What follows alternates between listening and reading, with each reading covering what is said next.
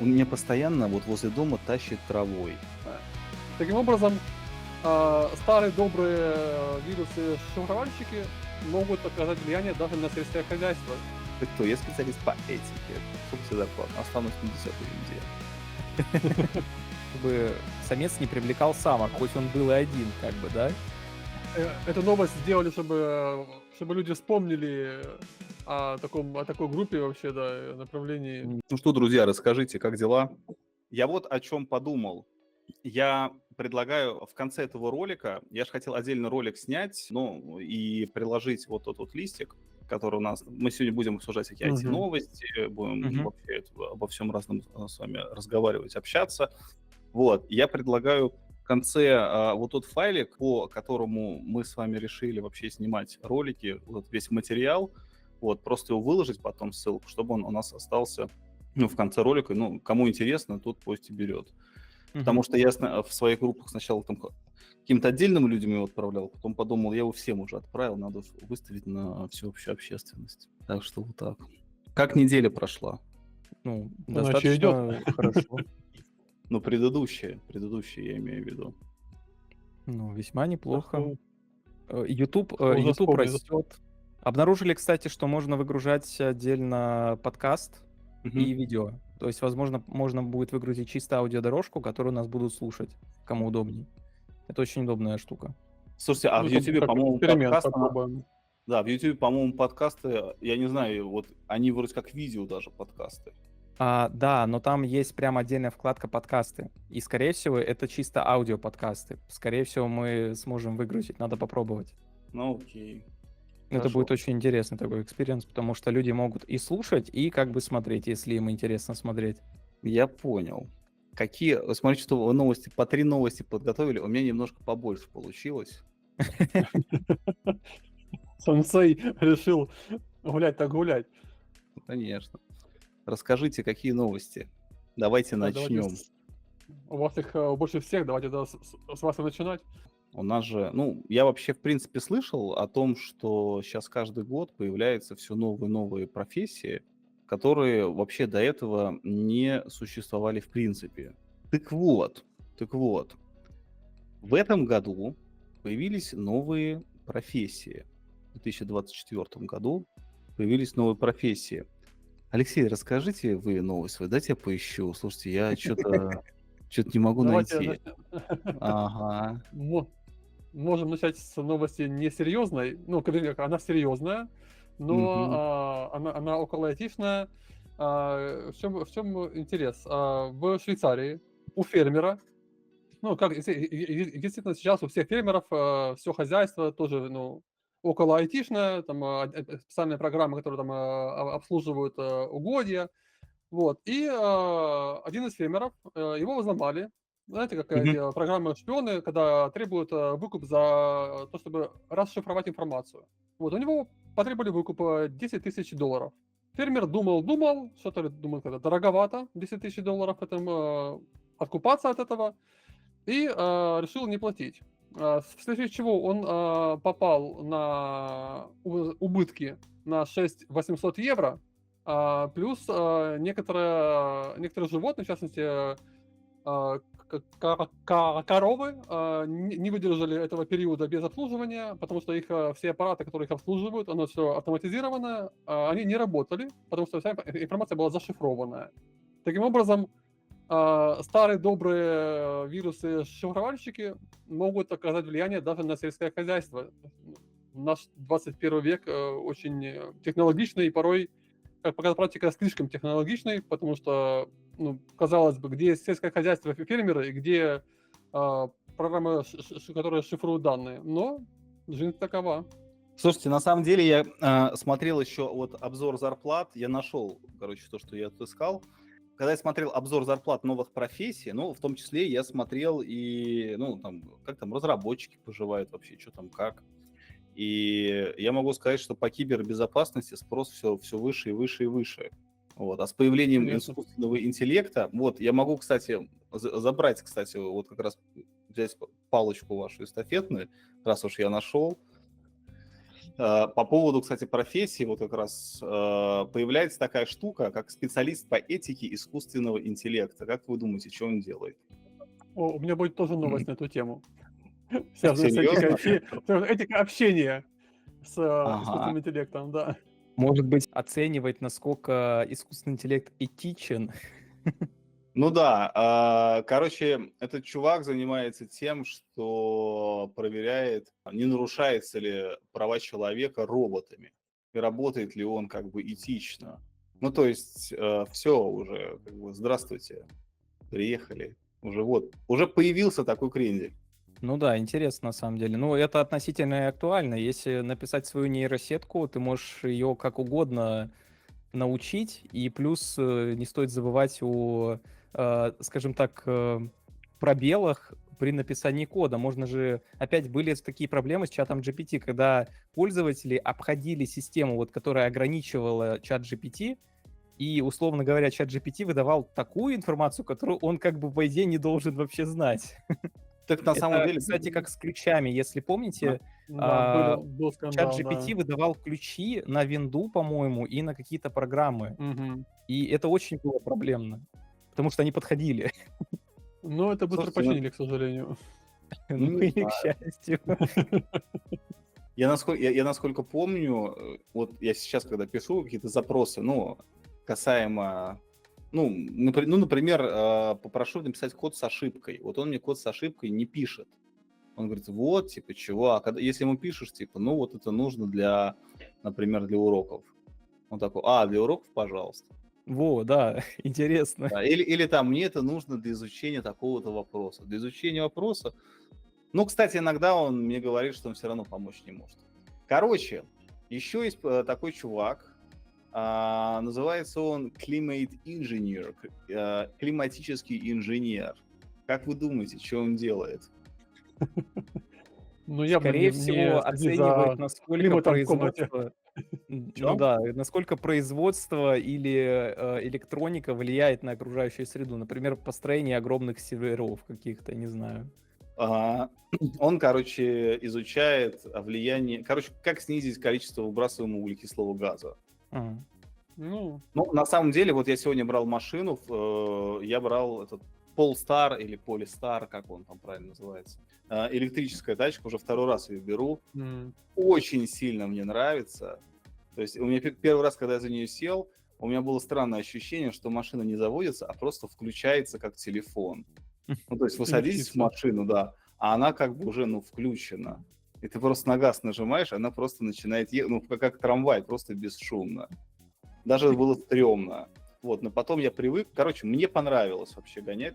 Вот, единственное, большие проблемы здесь, скажем так, вообще с тем, кто как вообще подходит к обслуживанию клиентов в Испании, конкретно вот здесь в Аликанте. То есть я, например, сегодня искал, тут есть такие заправки для электромашин, их дофига, Ибердрола называется. Это какой-то местный провайдер электричества. Так вот, я сегодня приехал в торговый центр, спустился в подвал, нашел эту штуку, но я не смог, зарядить машину, потому что там не ловит интернет. Ну, то есть там не ловит интернет, да, а мне нужно отсканировать код и так далее. То есть мне там случаем не было такого, что карточку можно какую-то приложить? Были какие-то карточки, но я о них ничего не знаю. Я скачиваю приложение Ибердрола, ищу Available Station, да, то есть которые доступны, и прям там букаю эту станцию. Я приезжаю на эту станцию, и мне нужно там отсинхронизировать машину. Короче, не получилось. Потом я приехал на другую станцию, там прям на набережной, и тоже не получилось, потому что мне написали, что something wrong с приложением. Не можем ничего сделать, а мне ее сдавать надо. Короче, у меня в итоге на 5-й раз получилось доехать до этой Ибердролы и все заправить. Это ужас. Вот, то есть, если бы не это, было бы все мега прекрасно. Но я это про то, что снижают выбросы. Короче, электрокаров здесь дофига. Вот. А, кстати, в Германии много электрокаров? Их много, но только, опять же, если говорим о выбросах, где берется электричество для этих электромобилей? не все же добывается через воду, там, через тепло, как бы, ну, старые добрые там и атомные, и какие-то тепловые, ну, Хотя всё равно вот всё есть работает. моменты, например, если брать, Солнечные батареи. есть такие зарядки, которые берут энергию чисто от солнечных панелей. Стоит такой небольшой островок, ну, то есть, как бы одновременно заграждает солнце, чтобы машины не нагревались, и одновременно берут с солнца энергию и заряжают батареи, которые стоят, блоки, а эти блоки как раз-таки передают электричество. Это вроде неплохо, как бы, но это достаточно шумно, потому что эти блоки нагреваются, их нужно охлаждать. Да. Вот. Поэтому не так все всегда однозначно. Но тут, по крайней мере, зарядок, Про насколько сол- знаю, хватает в Я Германии. извиняюсь, Виктор, это вы про солнечные батареи? Не-не-не, Да. батареям же нужно куда-то передавать энергию, а Ну передают, да. скорее всего, в батареи. Ну да, Вот. А батареи нужно охлаждать, потому что, естественно, если солнечный день, они очень сильно греются, и включается сразу же охлаждение. я понял. Поэтому достаточно иногда шумно может быть. Но это крупные зарядки, они обычно стоят не рядом прям с жилыми домами, и нету такой проблемы. А мелкие зарядки, с ними тоже есть свои проблемы, насколько я знаю, в Германии. Могу, конечно, ошибаться. Но проблема с карточками. Тут, если ты владеешь электроавтомобилем, с Теслой все понятно. У них есть фирменные, они там заряжаться могут, вообще не проблема. Но если мы берем какие-то местные зарядки, да, там Мгм. либо отсканировать QR-код через телефон, либо Да. то выгоднее какие-то карточки, но эти карточки нужно где-то приобрести. И ты просто катаешься с 10 карточками по Германии, потому что выгоднее заряжаться. Так Это это Ну тоже... вот, сделайте общий application, и все в телефоне. Но Германия очень в этом плане медленная, скажем так, Чем как раз-таки эти корректно. поставщики и пользуются, в принципе, по идее, потому что им это выгодно, что пока нет общего аппликейшена или какой-то скидочной базы, то, опять-таки, мне кажется, это можно сделать, такую скидочную базу, где будут храниться все эти карточки, тебе не нужно будет возить вот это все. В принципе, этот вот как Google кошелек Ну, же, или как он там называется, по-моему, Google кошелек, да, там да, можно да. же все эти карточки занести скидочные, и вот они будут. И это можно использовать так. Короче, я не знаю, что это за карточки и где их взять. Здесь вообще очень много непонятного. Это нужно вступать в сообщество владельцев электроавтомобилей, и тогда они подскажут. Не, на Да. самом деле здесь вот эти заправки, вот эти Ибердролы, которыми я пользуюсь, и в принципе пользуются там все другие, они универсальные для всех машин электрических. Ну, как бы, там все, как бы, любой этот штекер воткнул, не воткнул. А Короче, для вот. китайских есть, кстати. Просто у китайских там вот этот вот, не помню, как он называется, но у них там хитрый разъем такой, который в Европе не стандартизированный, и из-за этого приходится переходники с китайских брать. В виде иероглифа или чего? Да не, там просто как, я не помню, как он называется, как-то на Че, но суть в том, что он не стандартизирован в Германии и по Европе тоже. И он не Чи 2 или что-то такое, кстати. И суть в том, что он не во всех этих заправках есть, из-за этого переходники приходится с собой возить. Ну, Жесть. честно говоря, я не видел много автомобилей китайских электро, ну, вот по городу Конечно, где-то. потому что Их здесь хватает. прямо единицы. Ну, мне кажется, я даже не видел ни одного там. Вот, все Volkswagen, Renault, все дачи, ну, все. Но китайских Ну да, то есть, я популярны. видел несколько китайцев, но опять-таки вопрос, это китайцы, которые с Европы или китайцы-китайцы? Тут под вопросом еще, потому что На есть самом же... деле странно будет видеть китайцев на родине Мерседесов, БМВ, да, и прочих автомобилей. Ну, если Не, сравнивать именно, говорить о теме электроавтомобилей, как они производятся, то по начинке тот же самый китаец, он будет очень сильно нашпигован технологиями, в отличие от Volkswagen. У них в этом плане немного проблемно. Когда у китайца куча Но всего напичкано, у Volkswagen из-за того, что они как бы это дорого слишком, им нужно окупать, они делают меньшую начинку, естественно. но опять же, тут вопрос устойчивости этих функций Да, дополнительных. безусловно. Но с Вот. точки зрения начинки они как бы слабее, но при этом они более, как Ну, показывает время, надежнее. да. Так, короче, знаете, кто еще есть? Такой есть Sustainability Data Analyst или аналитик данных в области устойчивого развития. Как вы думаете, кто это? Аналитик устойчивого данных это развития чего? вообще кто угодно. Аналитик данных это На самом деле, это человек, короче, чувак, который будет работать в компаниях, в крупных корпорациях и анализировать, как влияет вообще вся деятельность компании на окружающую среду. И как снизить это влияние, ну, отрицательное влияние на окружающую среду. Ну, то есть это не очень это та же самая связано экология, да? название. Мгм. Устойчивое развитие, дата-аналитик, занимается экологией. Как-то где-то логика потерялась где-то на каком-то месте. Так называется. А теперь смотрите, что эти чуваки зарабатывают. Тут есть еще всякие разные тоже новые специальности, например, такие как разработчик метавселенных. Ну Прикол. это достаточно понятно. Это еще компания Мета запустила вот это свое. Менеджер цифрового здоровья. Есть еще такой. Чувак занимается... Это специалисты, короче, которые разрабатывают стратегии в сфере, ну, всякого, короче, в сфере здоровья, да. Мгм. Так вот, средняя зарплата, значит, специалист по этике искусственного интеллекта, 120-180 тысяч долларов в год.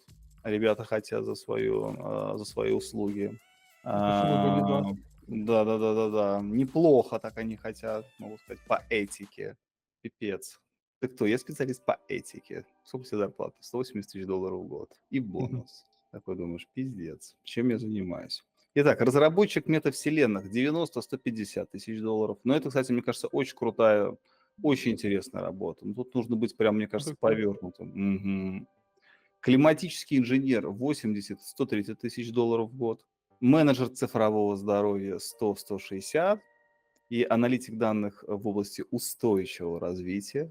Устойчиво будет получать от 70 до 110. На самом Я деле, думал больше. да, я видел одного аналитика в сфере устойчивого развития. Это есть всякие девочки, вот на ресепшн я работал в одной компании, которые тоже заботились об экологии и заботились о раздельном мусоре. И заказывали обеды только в компании, у которых там экопродукты. И вот коробки, которые они вот из переработанного, я не знаю, пластика, можжевельника и опавшей листвы. Ну, там что-то типа того. Все, в принципе. Я не знаю, что там еще можно оптимизировать. Фиг знает. Вот поэтому Если тот, кто знает, зарабатывает 110 тысяч в Да. год. Если нас вдруг слушает аналитик данных в области устойчивого развития, напишите, пожалуйста, а чем вы занимаетесь? Помимо сортировки мусора и перехода на электронные гаджеты вместо использования бумаги. Вот очень интересно, что еще там можно быть. Но если мы говорим в рамках какой-нибудь IT-компании, вот что там еще можно соптимизировать? А что еще можно соптимизировать? Всех распихать по домам. Ну, хотя, опять же, сколько мусора будет перерабатываться дома. Ну, не знаю. Короче, надо почитать. Но пока, мне кажется, Очень например, да, какой-то очень какой-то профессии ни о чем. Ну, не то чтобы ни о чем, но как-то вот, непонятно, но не очень знаю. интересно. Да. Виктор, что у вас? У меня, кстати, вот как раз первая новость тоже касается AI. Итак, Google заявляет, что искусственный интеллект сможет улучшить почти 2/3 британских рабочих мест с минимальными рисками для полного исчезновения профессий. Причем это исследование заказал Google. И так вот, 61% рабочих мест будут радикально трансформированы и улучшены. И примерно 31% останутся защищенными от автоматизации. Все остальные могут как бы и пойти уже, как бы так сказать, на Домой. пенсию, не знаю, принудительно выйти из компании. Ну, в основном это связано с какими-то задачами, которые уже искусственный интеллект очень легко выполняет. Вот. Но в основном даже среди уязвимых для такого, как финансы и страхование, это считается как уязвимая часть для искусственного интеллекта, ну, с точки зрения того, что он может там быстро кого заменить. Всего 4% А каким-то предполагают, что образом он там очень быстро вытеснит. кого-то заменит, извиняюсь. М? А каким-то образом он там, подождите секундочку, он меня постоянно вот возле дома тащит травой. Просто постоянно тащит травой. Вот правда. А сейчас еще жарко. Продолжайте. Нет, опять-таки, они предполагают, что постепенное введение, то есть основная задача — это помочь работникам освоить искусственный интеллект для увеличения производительности. Так, И полное внедрение может добавить, по опять-таки исследованиям, около 400 миллиардов фунтов стерлингов к экономике в течение 6 лет. Естественно, это не сразу. Ну вот. То есть в течение 6 лет это предполагают, что если это введется, то в течение 6 лет вот такой доход может принести. Но опять-таки, проблема заключается, что вот эти 4%, которые могут как бы потеряться сотрудников, это не так мало, если считать общее население.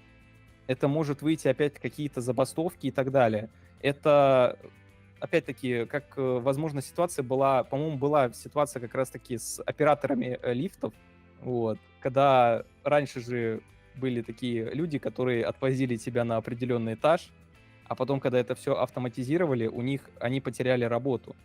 бедные. Вот. И был такой момент, насколько помню, что люди просто, устраивали забастовки, потому что как бы они на этом зарабатывали, а тут их поперли. На самом деле, понятно. мне кажется, происходит одна очевидная фигня.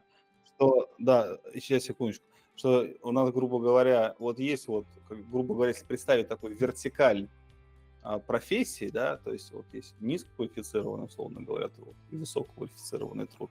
Но вот по этой вертикали пока технологии, вот они вверх потихонечку и двигаются. Потихонечку отрезая все новые сферы. Но, соответственно, создавать и управлять ими тоже все равно кому-то нужно, естественно. Да, из-за этого появляются новые, то есть удаляются старые, добавляются новые. В идеале, конечно, удаляется одна, добавляется две, но, Ну, это в идеальном мире. да, такое маловероятно. Ну, фиг знает, не знаю. Я не знаю, будут магазины вообще, как вы думаете? Вообще же есть уже магазины вообще без... По-моему, Amazon такое Да, проворачивал. Да, у Dyson, по-моему, завод, если не ошибаюсь, без... Там есть какой-то у него там цех, где вообще никого нет. Он там сам производит, и все. Я смотрел на YouTube, совершенно точно. Я поищу, оставлю в описании. Ну, это классная штука с точки зрения человеческого фактора, потому что таким самым они убирают человеческий фактор. Но проблема в системе. Если система дала сбой, то, Мгм. скорее всего, будет масштабный сбой в большинстве случаев, потому что они строго так подогнаны во всем этом Ты производстве. про что вообще? Ну, я Какая- говорю про вот производство, например, насчет Dyson. Ну да. Потому что если что-то не соберется правильно, то, скорее всего, возможно, чуть ли не весь цех может встать из-за этого. Ну, я Вот. думаю, При этом с слушайте, я думаю, человеческим фактором тоже такое. ну, не знаю, я думаю, что если там процессы налажены, и все, грубо говоря, протестировано, автоматика не ошибается. Сухая Ну да. автоматика, холодная и Ну, расчетливая. Но это Они Ну да, и автоматически плюс из-за этого делают. будет автоматически уменьшено делает количество брака. человек. Эмоциональный человек. Ты Так, собирал человек. окей. Я, кстати, сегодня узнал, что будет мероприятие от Atlassian Jira в Барселоне. Я такой думаю, блин, что это такое за мероприятие? А это мероприятие как раз по управлению, грубо говоря, проектами, по управлению командами, всякими новыми методологиями. Я когда посмотрел, сколько она стоит, короче, 1000 евро входной билетик. Ну, это же для компаний. Пожалуй, Ну, не я понимаю, но мне, ну блин, что-то как-то до хрена. А как же я? Да, available 4 on-site. Жесть. Окей. Какие новости? Так, ну если мы говорили в тему искусственного интеллекта, еще одна новость в эту же копилочку. Мужчины чаще оскорбляют искусственный интеллект, чем женщины. Причем примерно в 3 раза чаще. Почему и зачем, естественно, исследование не понимает, никто не нашел ответа. Но, опять же, вот, я могу порой с ними согласиться, потому что если ты, ну вот сейчас просто любой откроет чат и спросит, напиши мне рецепт приготовления свиных крылышек. Он вам его напишет. Ну вот как после этого с ним не поругаться? Мне кажется, мужчины в 3 раза чаще ругаются на искусственный интеллект, чем женщины, а женщины в 3 раза чаще ругаются на мужчин. Ну, это вообще Неплохая такая отдельная цепочка получается. А мне кажется, мужчины просто сбрасывают стресс в искусственный интеллект. Мне кажется, это гораздо более экологично. Знаете, если к искусственному интеллекту вежливо обращаться и грубить, он процент, что он вам ответит правильней, если вы к нему вежливо обращаетесь. Серьезно? Yes. Ну, так пишут в статье. Он тоже любит адекватное общение. Я думаю, что это вот как раз к вопросу экологичности искусственного интеллекта, что он таким образом подталкивает человека быть более культурным, вести себя более культурно. А то Теперь вдруг буду он всегда говорить ему восстанет спасибо. и припомнит все твои оскорбления. Честно сказать, у меня Да. есть такая фобия. Вот реально, вот честно сказать, у меня такая фобия есть. Что когда-то наступит день, что когда я буду общаться с искусственным интеллектом, он может мне что-то припомнить.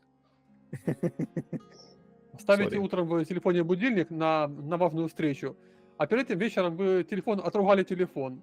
Он берет, будильник отключает, и все, и вот и пишет «сори». Я думаю, что таким образом и будет. Слушайте, я не знаю, ну, все с такими темпами двигается, что, честно сказать, я ничему не удивлюсь. На самом деле, вот из всех моих знакомых, что у меня есть, реально, вот с чатом GPT, ну, общаются преимущественно мужчины. Может быть, поэтому выборка просто нерелевантна, что женщины просто меньше. Хотя я не знаю. Ну, просто иной раз Всё незачем. возможно. Например, если брать, опять же, ну, я так предполагаю, разные профессии, надо смотреть, опять-таки, выборку. Чатом GPT очень часто используют те, кто связан каким-то образом с IT. Нужно сделать выборку женщин в IT и мужчин в IT, и вот такое процентное соотношение как раз-таки и будет.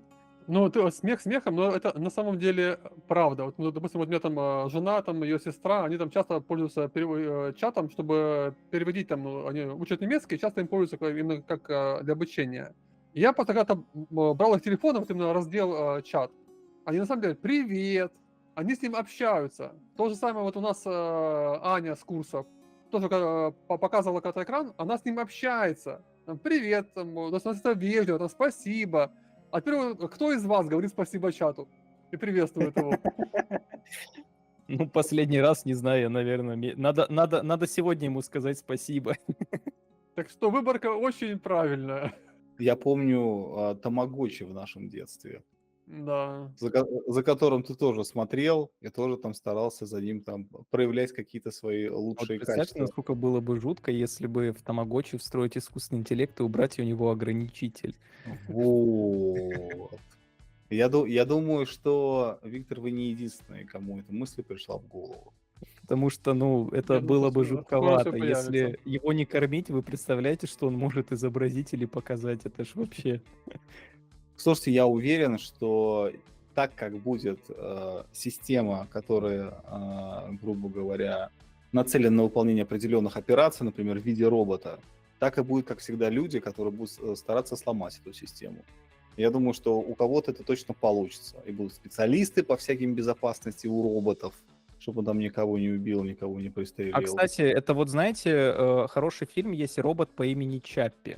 Да. Вот, там как раз-таки тоже вот эта безопасность интересная. Так, а вы в курсе, что сейчас происходит в Испании, так как я живу в Испании, что сейчас происходит в Испании между местными, так как назовем, жителями, между испанцами и туристами? Да, по-моему, что-то такое слышал. Видимо, что-то Да, веселое, видимо. видимо. Да. Тут выступает против туристов, потому что здесь просто дофига. Ну, я живу в Аликанте, я здесь не вижу никаких движух, то есть она там происходит где-то в другом месте.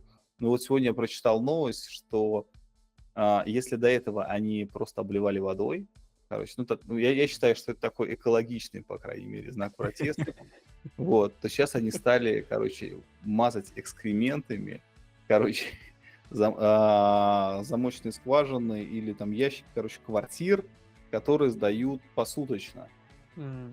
Там тут есть определенная группа, вот, которая этим занимается. Я сегодня уже не первый раз эту новость прочитал. Тут вообще у нас тут веселуха происходит. Ну, тут на самом деле вопрос, ведь очень многие города Сейчас.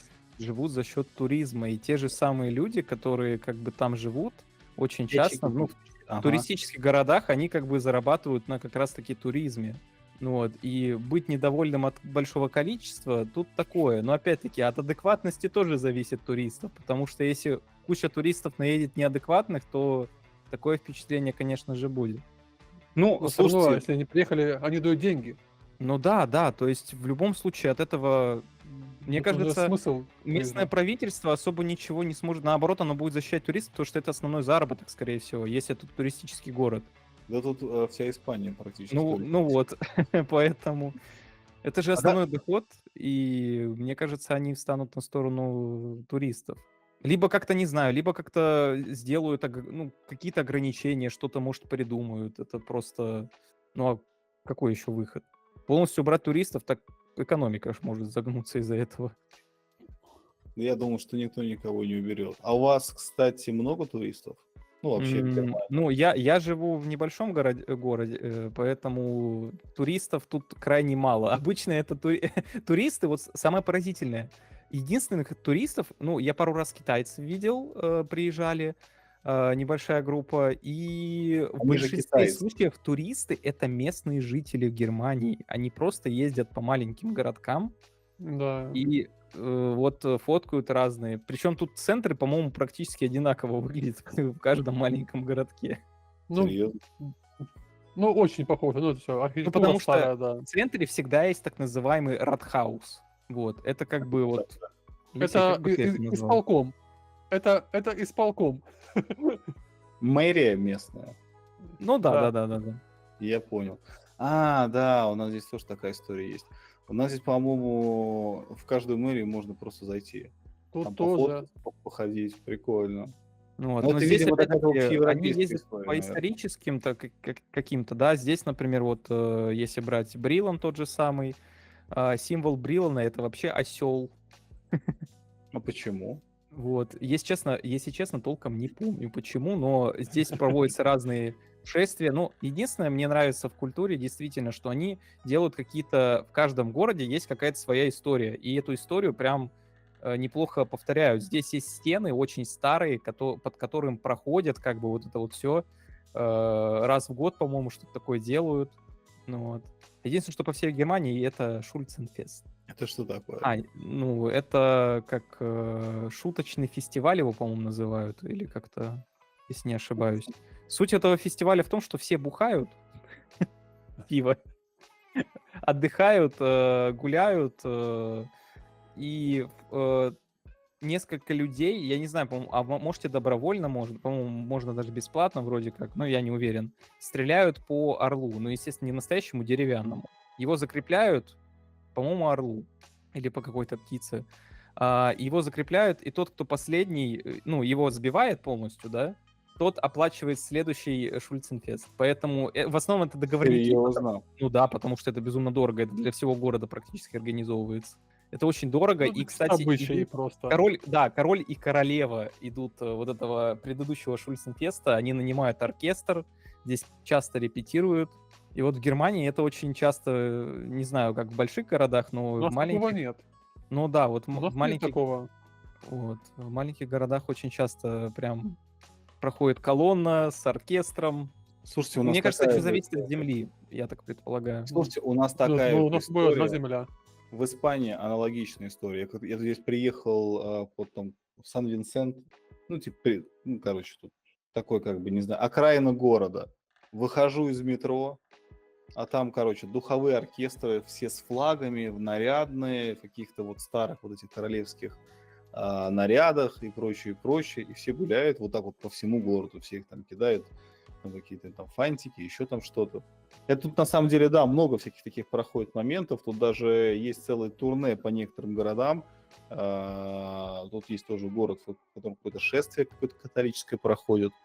Короче, есть что посмотреть. Любят тут отдыхать, конечно, любят. Ничего не скажешь.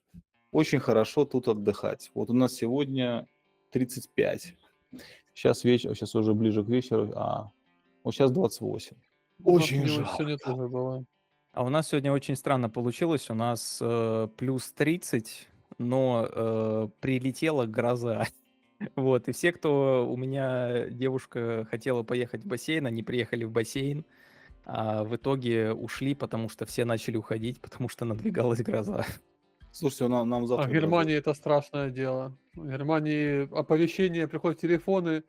Все, ураган, гроза, будьте осторожны, может пропасть интернет, все что угодно вообще. Немцы в этом плане, конечно, А интернет же пропадает перестраховываются. из-за коммуникации, то, что сразу возникает Да, перебой, из-за того, что старая проводка очень часто находится, и из-за этого перебои очень такие серьезные могут быть. Особенно в крупных городах же. Насколько я помню, в крупных городах больше всего проблема, потому что там старая проводка, ее менять дорого, ее как бы много менять нужно. Вот, вроде как ну, именно вот учитывая большие их цены, такие проблемы. цены на интернет, можно и поменять. Слушайте, а сколько интернет в Германии стоит?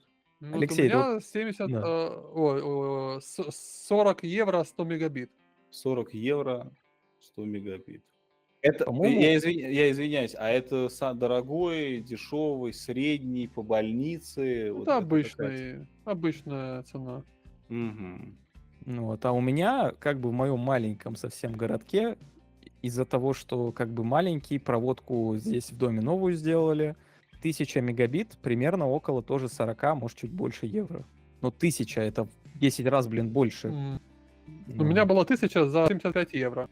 Я плачу, по-моему, 25. У меня 100 мегабит. Ну, слушайте, у меня интернет на самом деле быстрее, чем был, когда я жил в Питере. у меня также. Не, Ну, то есть, причем у меня, не, считается какой-то, не какой-то, еще какой-то дешманский очень интернет. Не, я просто всех своих убедил, вы- что интернет нам нужен нормальный, потому что я пользуюсь часто, что-то скачивать, что-то загружать, опять-таки вот стримы или даже выгружать ролики. При этом нагружается интернет, и слабого интернета может не хватить, у всех начнет что-то глючить, потому что большинство сейчас интернет-телевидение. Ну вот. И из-за этого, как бы, из-за того, что все пользуются, сейчас ни у кого не глючит, просто потому что, как бы, нагрузка распределена. Ну, поэтому... Но тут все зависит чисто, мне кажется, от того, какая сеть местная. А интернет-телевидение это типа телевизор по компьютеру, да? ну, смарт. Ну да, это А его обычно... смотрит кто-то просто еще до сих пор? Ну, я нет. У меня Netflix, Amazon и все. Ну, как бы, мне кажется, сейчас настолько огромные возможности. Ну, то есть, почему телевизор в интернете? Мне кажется, даже вообще телевизор в интернете это как-то вообще нелогично. Ну, то есть, телевизор, он подразумевает наличие каких-то вот подряд идущих программ, да, ну вот, собственно говоря, которые ты обязан почему-то, ну, как бы вот следовать вот этому плану. Хотя ты, в принципе, интернет, он подразумевает как раз выбор в конкретное время любого контента, которого ты хочешь. Так, интернет-телевидение как раз и в этом вся и суть, что как бы ты смотришь подряд, но ты можешь перемотать в случае чего. Потому что вот если брать чисто местное ТВ, каналов, кстати, очень, ну, прилично так немецких есть. И там причем неплохие такие передачи идут. И качество очень... Вообще, когда говорят, что приличное количество немецких каналов, у меня разные ассоциации вызывают. Другие, не то, что разные. Да, Виктор? В этом и Да-да-да. суть интернет-телевидения, я понял. Вот мы вас и раскусили. Так нет, так и чего? Если они есть, значит, их кто-то смотрит, эти передачи. судя Ну по да, всему. да, в любом случае. Слушайте, я тут на самом деле посмотрел, почитал, что сейчас будет вообще еще востребовано. Я тоже ссылочку оставлю на Hacker.io. И все чаще и чаще вижу, что JavaFX. Насколько я помню, ну вот когда я переучился, JavaFX вообще он как бы немножко отходил. Потому что есть там совершенно другие инструменты, которые, мне кажется, могут пошустрее, повеселее работать и так далее. С чем связано, непонятно. Вот, Это как еще история, она циклична. Ну вот да, у меня есть такие ощущения. С Java, по-моему, такая же, да, была история, по-моему. Она же тоже уже очень-очень сильно старая. Мгм. Вот, но вот популярность приобрела только сейчас такую основную. Вот, смотрите, что я еще хотел еще вам рассказать. Что еще вам рассказать? Есть такой фреймворк Struts. для Java. Короче, он предоставляет разработчикам архитектуру для создания многоуровневых масштабируемых приложений, типа Model View Controller, и тоже сейчас набирает популярность. Я вот хочу почитать, что это такое, потому что я вообще про него, если честно, ничего не слышал. Вот, вы что-нибудь слышали? Ничего не слышали. Точно? Ну ладно. Вот. Собственно говоря, да, вот я Пока почитал, нет. посмотрел, да, и честно сказать, вот сегодня, когда готовился к нашему с вами миту, я нарвался на большое количество реально сайтов, которые очень сильно полезны, на самом деле, которые я раньше почему-то не видел. Вот, я их тоже вам все пришлю, посмотрите, почитайте. Но они, естественно, на английском языке. Вот. Я сейчас пользуюсь майкрософтовским поисковиком. Вы, кстати, не пользуетесь? Каким поисковиком пользуетесь? Opera, Opera. Chrome, Мгм. Google. Google? Не, Opera не, Chrome. У меня либо Edge, либо Да. Яндекс, из-за того, что там перевод можно делать удобный, с пересказом. Слушайте, а я попробовал этот самый майкрософтовский, но что-то он мне... Ну, имеется в Bing? виду Microsoft Edge, да? Как Ну, он называется? один у них, Bing, да. что ли? Что-то такое, да. Bint, Bint, да. Bing, да. А, Ну, сама этот. это... Да, и у него еще Copilot, Мгм. ваш ИИ помощник. Только надо с ним на английском только разговаривать.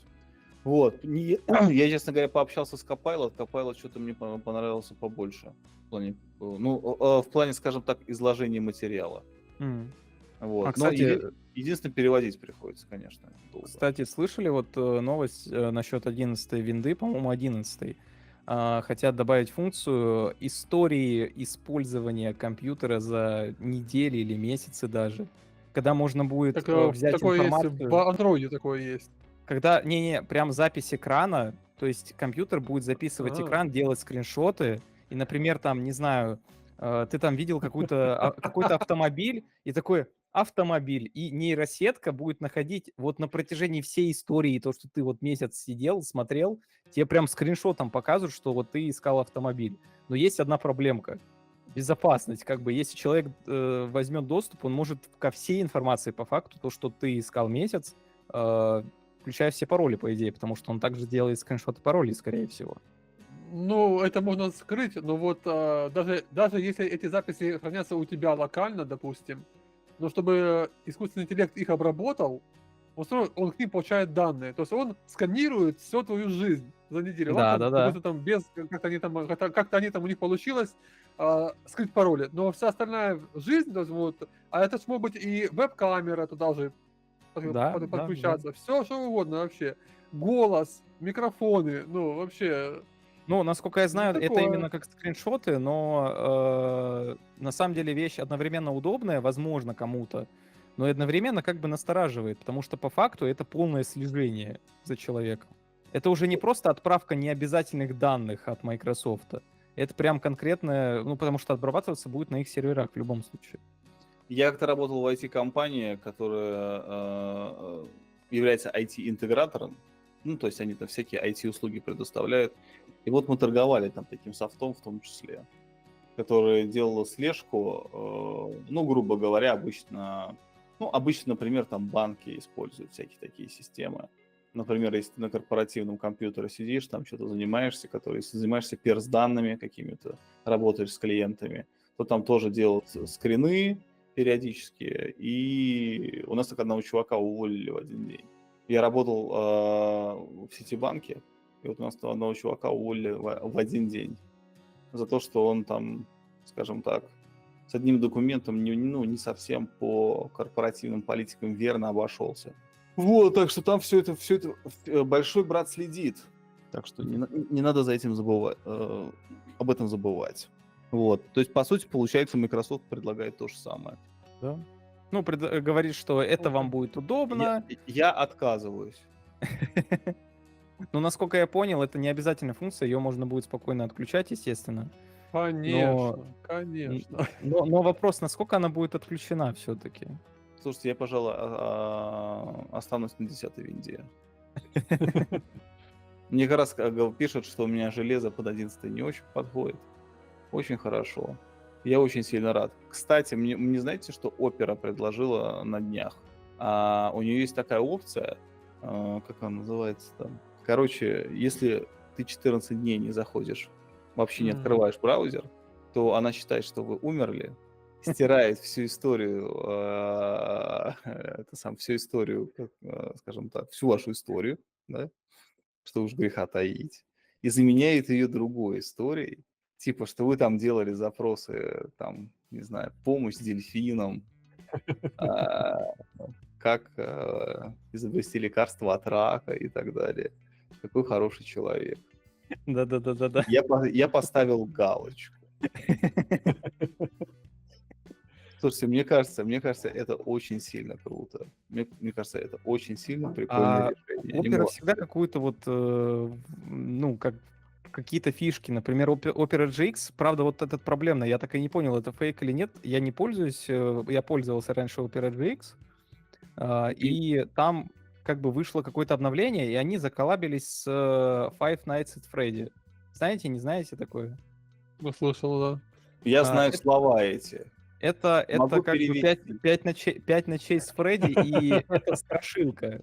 И, соответственно, они заколлабились так, что каждые, по-моему, то ли 5, то ли 10 минут случайно выскакивает Фредди и пугает тебя. И это отключить нельзя. Я не Жесть. знаю, насколько это, ну, реально рабочий, как бы, то, что они так выпустили.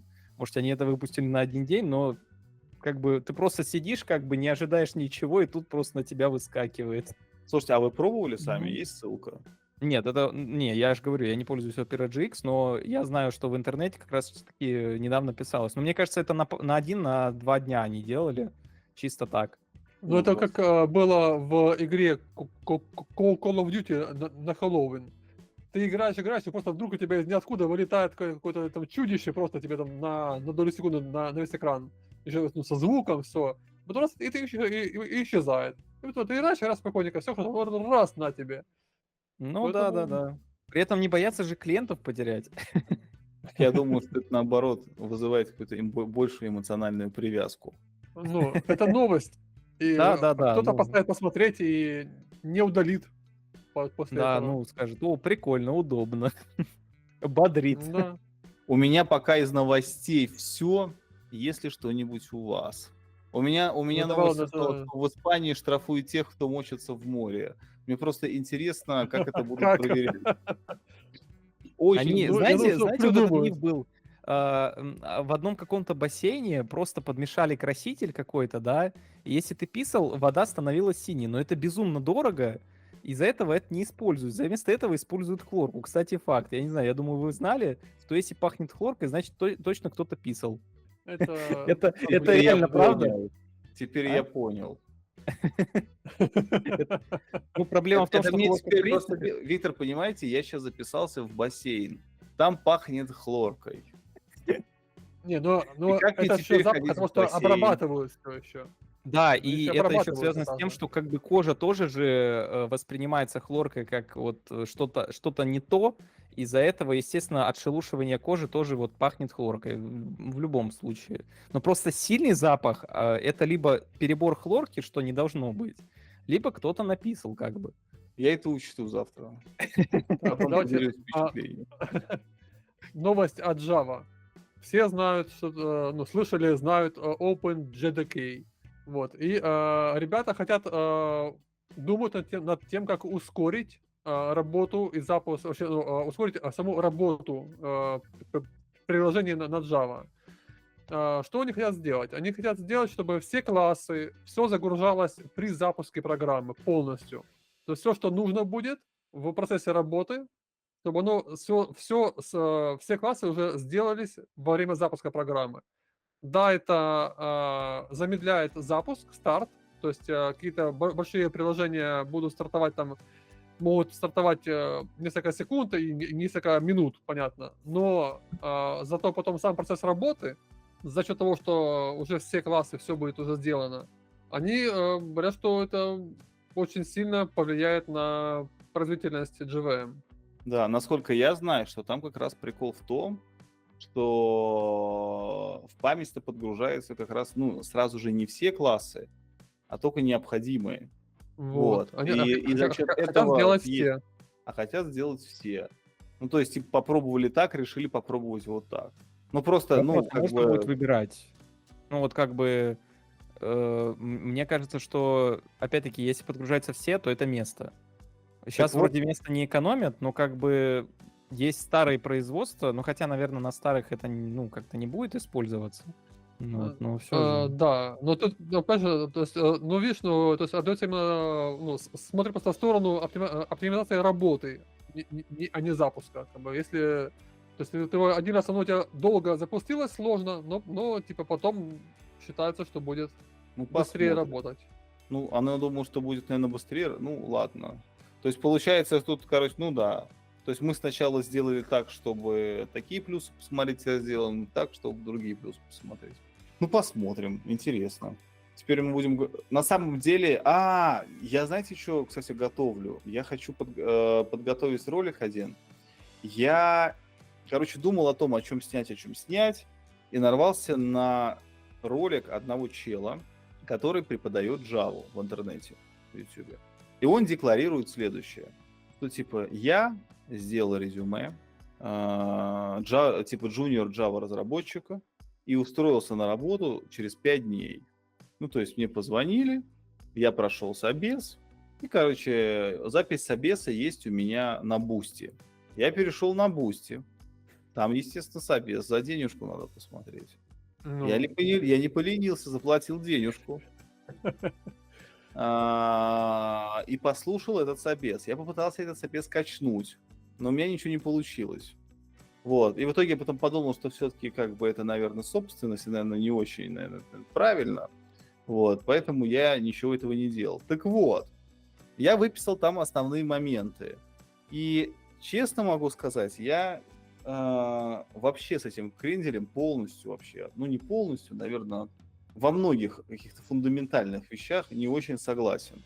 Я потом пытаюсь сделать ролик, там его смонтировать как-нибудь так покрасивее, чтобы вы поняли, о чем идет речь.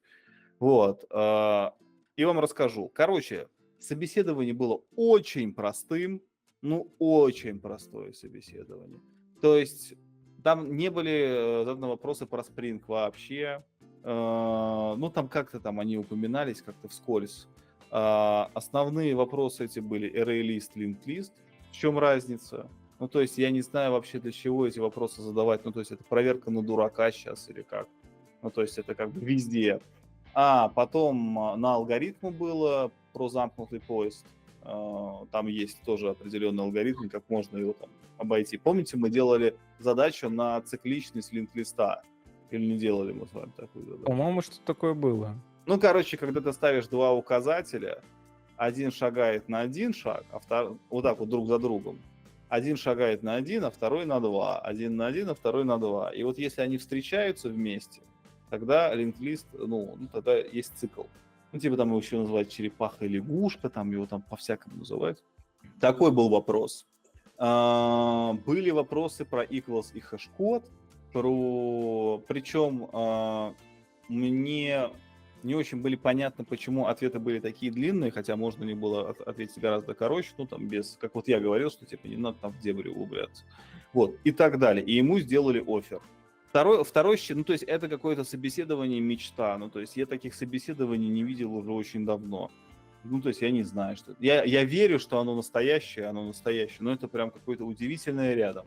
И второй момент, все-таки надо понимать, что когда senior разработчик притворяется junior разработчиком, и ему задают эти вопросы, понятное дело, что он уже глубоко понимает в этом вопросе, и какие бы ему там простые и непростые вопросы не задавали, он знает уже на них ответ. Он понимает, как мыслить естественно, ощущения будут совершенно другие.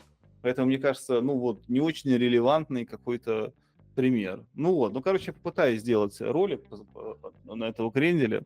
Вот, поэтому, ну, просто мне кажется, что этот пример не очень. Как это на самом деле происходило? Здравствуйте, вы junior Java разработчик? Нет, я senior Java разработчик, но я хочу снять ролик. да. Да я думаю, что чувак снял его действительно. Просто, понятно. ну, это, знаете, вы знаете, есть куча видосов, типа, мастер спортом притворился новичком. да. Ну, то есть, М. как ты там притворяйся новичком, не притворяйся, все равно ты норматив выполнишь. Потому что ты мастер спорта. И когда ты будешь выполнять эти нормативы, даже если тебе говорят подтянуться не 30 раз, а там 7, будет видно, как ты подтягиваешься 7 раз. Что ты, наверное, и 8 можешь подтянуться. Правильно?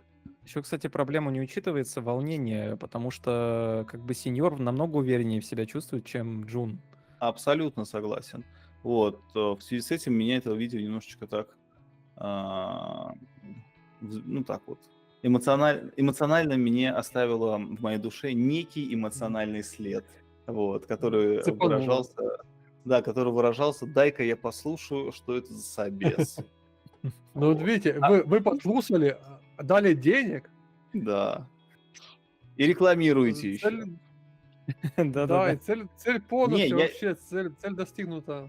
ну, я попробую, короче, я попробую Кстати, снять.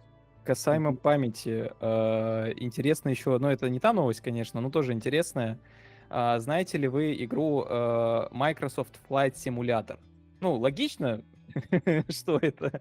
Вот. Логично, но я никогда не играл. В 2023, по-моему, она называется 2023 изначально, которая была, красивые. Брались сканы планеты, карт, и за счет этого, за счет нейросетей прорисовывались, и было очень круто, красиво. Можно было полетать по тому, где ты живешь, и ты действительно видел очень похожие здания.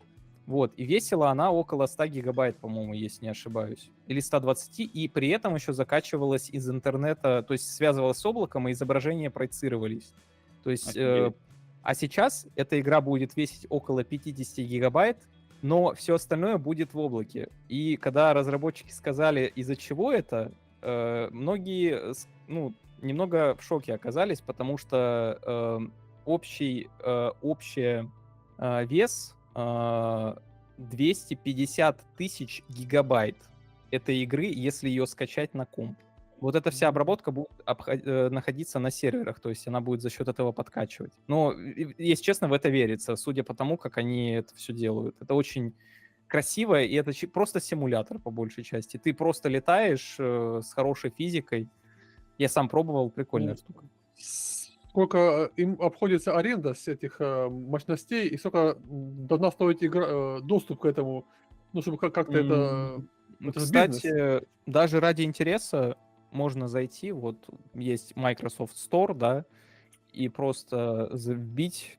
Я в свое время работал в компании Electronic Arts, и нам как-то сказали, что сейчас, говорит, у нас есть игры такие, под которых компьютеры еще не сделали. Deluxe-версия стоит 90 евро. За? За Deluxe-версию, за полную версию, просто вот напичканную. Ну, то есть купил и забыл. Да-да-да, за обычную просят, сейчас скажу, сколько. А что входит в Deluxe? Если честно, без понятия. Мне кажется... тут еще есть премиум Почему Deluxe 120. премиум Deluxe? Там они зарабатывают в Ультра основном лакшери на Deluxe. продаже самолетов. Когда ты покупаешь базовую версию, у тебя ограниченный набор самолетов и вообще транспорта. И, соответственно, они за счет этого, ну, то есть, например, покупаешь Я этого не премиум Deluxe за переживу никогда. 120, у тебя есть все. А если ты покупаешь обычную, то она там, не знаю, самолетов 5, 6, 10 может Все быть. RTS будет в Нет, Luxury Deluxe? там нет такого. Я И, понял. кстати, сказали, что можно будет приземлиться и ходить по земле, а это просто вау. То есть... Нет, это интересно, конечно. Ну, это, ну, опять же, это надо любить это просто, или как... Слушайте, ну, сел, ты полетал. я думаю, что для того, чтобы понять эту игру в полном масштабе, наверное, надо себе, ну, как бы создавать соответствующее окружение. Ну, я условно говорю к тому, что, ну, нифига себе, если ты покупаешь там за 120, ну, хорошо, ты заплатил 120 евро, игра там весит каких-то там конских масштабов. Ну, не знаю, это надо себе сделать и телек какой-нибудь такой большой, изогнутый какой-нибудь себе поставить. Естественно, да. Кстати, может быть, кто-нибудь видел, сейчас Виктор вы это самое расскажете, может быть, кто-то видел, я как-то нарвался на шортс в Ютубе, чувак сидел в кинотеатре, у которого, короче, крыша, там чуть ли не вот так вот, ну, короче, ой, как крыша, экран, он чуть ли не потолок закрывает. Видели такой видос? Так это ж Не. та самая сфера, нет? А что за сфера? Она ж, по-моему, сфера в Лас-Вегасе, если не ошибаюсь. Кажется, да. Это А. огромная сфера, как бы, которая снаружи показывает разные изображения, рекламы и так далее. Я думаю, увидели в интернете. И это была реальная сфера. А внутри это такой огромный, можно сказать, кинотеатр. Охренеть. Я хочу Вот. туда. Но, естественно, вот тот человек, который показывал это все, скорее всего, очень богатый, потому что арендовать, это, естественно, дорого. Там велись Так там много выступления- людей, там же много людей сидели, как в кино, и смотрели на всю эту историю. Ну Там вот, не один сидел. ну да. Не, ну мало ли, человек один себе снял. Молодец. И людей, значит, ты будешь сидеть там, ты здесь, Ну, ты здесь. Я буду снимать ролик на YouTube. Ну, фиг знает. Вообще, на самом деле, очень круто. Я что-то пытался гуглить, я так и не понял, короче, что это за хрень. Короче, надо будет съездить посмотреть. Вообще, надо будет, куда съездить. и все это еще и поснимать. Что еще интересного? Ну, есть еще немного юморная, как относительно юморная. В общем, комары сосали меньше крови и меньше размножались, если они слушали Скрилекс. А Я это думаю- что? Это что за группа? Ну, это группа насколько я помню, если правильно я помню, это электронная громкая музыка такая прям вот, Мгм. и достаточно агрессивная. Вообще, она достаточно была популярна в свое время. Сейчас как-то вроде не особо ее слушают, хотя, может, есть фанаты. Если сейчас нас слышат фанаты, простите, я не оскорбляю группу. Ну, может, В как раз общем- эту новость сделали, чтобы люди вспомнили о такой группе вообще, да, направлении. Да-да-да. В общем, в своем исследовании ученые проверяли свою гипотезу, включив электронную музыку из динамика, установленную рядом с клеткой с голодными самками комаров, которые обходились без пищи в течение 12 часов. Это, наверное, по их меркам вообще голодовка такая. Там, наверное, полжизни у них прошло просто перед глазами. Да-да-да. В Мама. клетке также содержался один девственный самец комара для размножения. Вопрос, как они проверяли девственность, вот это на самом деле вопрос. Он И- себе ладил и наблюдал за голодающими самками. Да-да-да. Мне кажется, это какие-то извращенцы придумали. Так. И неподвижный Это было, хомяк. это, в это было в качестве Англии, пищи. скорее всего. Вот и неподвижный хомяк в качестве пищи. Вот хомяка жалко, если честно. Слушайте, это кто исследование проводил? Ой, если честно, я вот не помню. Британцы, Надо, я думаю, прикреплю, но мне кажется, это опять-таки британские ученые выяснили. Есть же такое? Ну, суть, Обездвиженный хомяк, голодные самки комаров и самец для размножения. суть в чем? В серии Давайте 10-минутных пройдем по испытаний группы из 10 самок комаров постоянно менялись. То есть какие-то запускались, которые слушали Skrillex, какие-то в тишине. Причем есть конкретная песня Scary Monsters and Nice Sprites. Что-то такое. Или Sprites.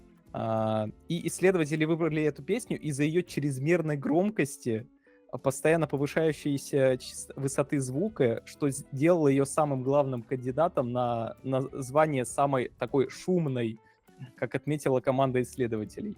И они, когда сравнили, они обнаружили, что в шумной среде комары существенно меньше размножались и меньше питались кровью, чем их собратья в тихом пространстве. Значит ли это, что мы можем чисто выйти в лес с огромной колонкой, включить Skrillex и не бояться комаров? Я думаю, что корреляция размножения под какую-то электронную громкую музыку вообще, вот желание под нее размножаться, мне кажется, не будет не только ни у комаров, вообще ни у кого. Мне кажется, Я если думаю, поставить что- колонку где угодно и врубить эту музыку голодным, не знаю, голодным кем угодно, мне кажется, будет очень сложно размножаться. Я думаю, кроме единственное, моих что можно сказать соседей. точно по итогу этого исследования, что группа ученых отбила свой грант и заработали хорошо денег. Вот это вот прям вот итоги исследования прямо, Кстати, это 100%. связывают, насколько я помню, когда я прочитал, это связывают из-за того, что, например, то же самое размножение уменьшилось, потому что они с определенной частотой машут крыльями, а музыка сбивала разум, этот да. ритм, и из-за этого как бы самец не привлекал самок, хоть он был и один, как бы, да? Да-да-да, Я именно так. понял. Слушайте, Вот. А насчет питания под вопросом. Вот у меня, кстати, я вот, наверное, не очень прав. Вот у меня район здесь. Вот здесь, мне кажется, могут размножаться... Тут вообще люди, в принципе, размножаются под любую музыку. Вот, у меня есть ощущение. И мне кажется, вообще не важно. Море, тепло, что еще делать? Да тут даже дело не только в море. Но если здесь сидят, если здесь выходят родители с 5-летними детьми, которые курят вейп и норм, такие, кеталь, Такого бьен, еще. да, вы чё, тут очень весело, приезжайте. Я вам экскурсию покажу, проведу, я ни разу не совру. Друзья, все, кто будут в Аликанте, заходите экскурсию, пожалуйста, пишите заранее. Если будет время, проведу, покажу. Тут много интересных таких моментов, очень интересных районов. Ну, очень красиво. Пальмы, фонтаны, парки. Ну вот мы, я думаю, потом все втроем просто соберемся и Самые раз злачные таки- места Аликанте, да? да-да-да-да-да-да-да. Да. Это знаете, как помните, как в старом анекдоте, когда мужик такси вызывает, там останавливается, там женщина-таксист. Он говорит, не подскажете, а где у вас здесь самый дешевый бордель? Она такая, вы уже в нем. Вот. Тут примерно то же самое. Окей, друзья, есть еще что-то? Или все обсудили? У меня по новостям все. Да, Алексей. аналогично. У меня тоже все. Слушайте, здорово пообщались, хорошо, что встретились, поговорили. Я предлагаю, в принципе, проводить такие форматы. Очень интересно, те, кто нас слушал, чтобы сказали, какая новость самая интересная. Вот Да, у кого... самую интересную новость. Да, у кого Услышали. самая крутая новость. И если какая-то новость понравилась, может быть, напишите, на какие бы темы хотели получить обзоры. Ну да, постараемся встретиться, обсудить. Если она нам тоже будет интересна. Если будет писать всякую фигню, не будем обсуждать. Да. Я считаю так. Не, ну про комаров пишите. Не, про комаров интересная история, да. Вот, если кто-то хочет поэкспериментировать с комарами, тоже напишите. Расскажите. А если кто-то проэкспериментировал Что и получилось? провел свои исследования, пишите, расскажем о них. Да. Окей. Разные жанры музыки как влияют. Да-да-да. Да, друзья, спасибо. Тогда предлагаю встретиться еще раз, но уже через неделю. Да. Услышимся через неделю. Пока-пока.